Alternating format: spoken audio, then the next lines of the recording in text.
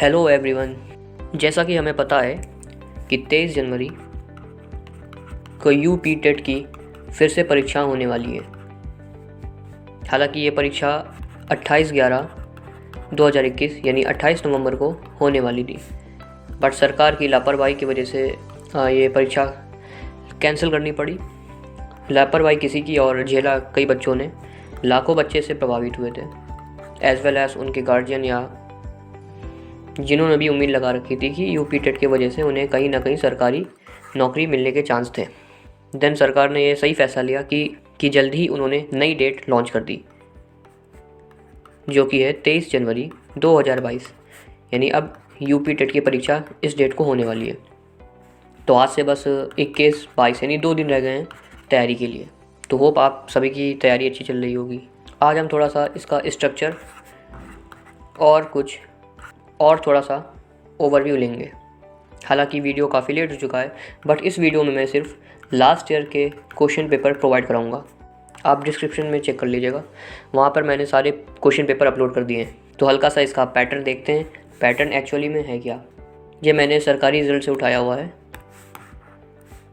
जैसा कि देख सकते हैं आप, UPTET Uttar Pradesh teacher eligibility test में सभी प्रश्न एक सही उत्तर के साथ 4 विकल्प यानी ऑप्शनल नंबर यानी MCQs टाइप के क्वेश्चन होंगे। हर एक क्वेश्चन 1 नंबर का होगा और सबसे इम्पॉर्टेंट चीज़, यहाँ पर कोई भी नेगेटिव मार्किंग नहीं है। यानी क्वेश्चन अगर आपको आता हो तब तो बहुत ही अच्छा है, और अगर नहीं आता है तो आप इसमें तुक्का भी लगा सकते हैं। कोई नंबर नहीं कटने वाला है। अब जैसा कि यहाँ साफ लिखा हुआ है, UPTET के 2 पेपर होंगे। अच्छा, 2 पेपर इसलिए होते हैं।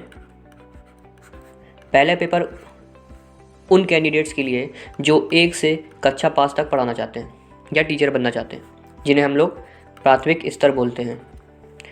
और दूसरा पेपर उन लोगों के लिए है जो 6 to 8 तक के क्लास के लिए टीचर बनना चाहते हैं, जिसे हम उच्च प्राथमिक स्तर बोलते हैं। और जिन्हें दोनों का टीचर बनना है, यानी जिन्हें 1 से लेकर कक्षा 8 तक पढ़ाना है, उन्हें दोनों पेपर देने होंगे। तो यहाँ पे लिखा हुआ है, प्रथम प्रश्न पत्र ऐसे व्यक्ति के लिए जो कक्षा 1 से 5 तक के लिए शिक्षक बनना चाहते हैं, और सेकंड पेपर ऐसे व्यक्ति के लिए होगा जो कक्षा 6 से 8 के लिए शिक्षक बनना चाहते हैं।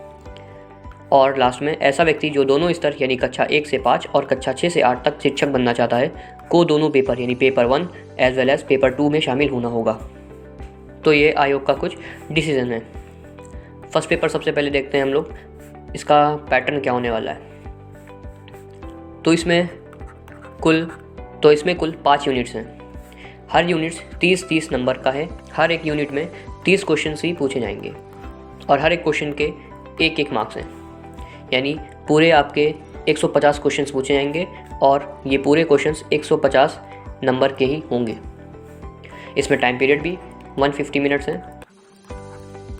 यानी देखा जाए हर 1 मिनट में आपको 1 क्वेश्चन सॉल्व करना है।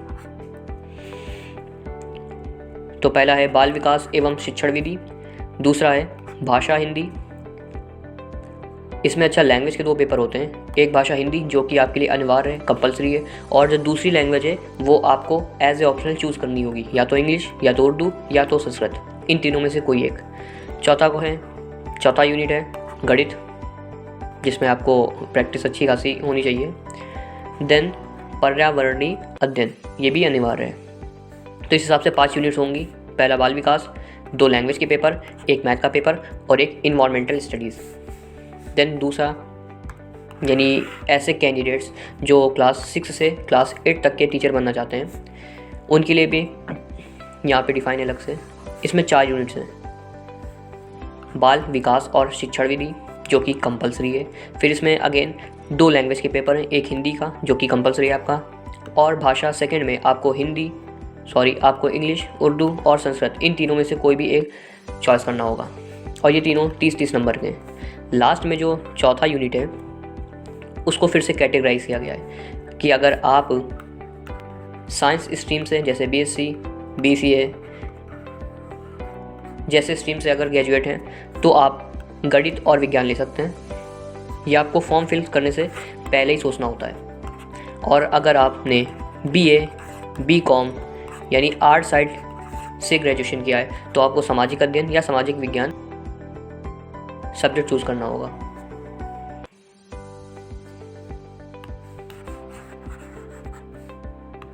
तो इस हिसाब से ये क्लास 6 से क्लास 8 तक के कैंडिडेट्स के लिए सिलेबस था।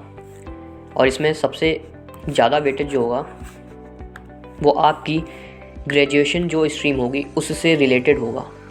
यानी सभी तो 30 क्वेश्चन हैं, यानी सभी तो 30 मार्क्स के क्वेश्चन हैं, लेकिन जिससे आपने ग्रेजुएशन किया है, यानी अगर BSc यानी साइंस स्ट्रीम है तो आपको मैथ और साइंस का पेपर देना होगा जिसके पूरे 60 क्वेश्चन आने हैं। और अगर आपने BA BCom लिया है तो आपको हिस्ट्री और सिविक्स जैसे सब्जेक्ट्स को डील करना होगा जो कि 60 नंबर के आएंगे। यानी इन दोनों में आपका चॉइस है। तो इस हिसाब से सेकेंड पेपर हो जाता है। अच्छा, ये जो पैटर्न था लास्ट टाइम जब 2016 में UP-TET के एग्ज़ाम हुए थे तब ऐसा ही पैटर्न था। उसके बाद से सभी मर्ज कर दिए गए थे। अब की फिर से 2021 में इसको लागू करने की कोशिश की गई, और क्योंकि पेपर लीक हुआ था तो 2022 में हमें फिर से ये दोबारा पैटर्न देखने को मिलेगा। ये लास्ट ईयर के कुछ क्वेश्चंस पेपर हैं। पहला यूनिट है बाल विकास एवं शिक्षण विधि। ये मैंने लास्ट ईयर के पेपर्स हैं जो कि मैंने डिस्क्रिप्शन में अपलोड कर दिए हैं। आप चाहे तो उसे डाउनलोड कर सकते हैं और जितनी हो सके प्रैक्टिस करते रहिए। अब जितना भी टाइम बचा हुआ है, मुश्किल से 1 ही दिन या 2 दिन बचे हुए हैं, कोई भी नया टॉपिक नहीं उठाना है। जितना भी आपने पढ़ा है बस उसे रिवाइज़ करना है, क्योंकि एक चीज़ को 10 बार पढ़ना बहुत ही बेहतर होता है 10 चीज़ों को एक बार पढ़ने से। इसलिए जितना हो सके आप प्रैक्टिस कीजिए, लास्ट ईयर के क्वेश्चन पेपर सॉल्व कीजिए और अपने अंदर एक कॉन्फिडेंस डेवलप कीजिए, है ना, ताकि पेपर अच्छे से आप सॉल्व आउट कर सकें।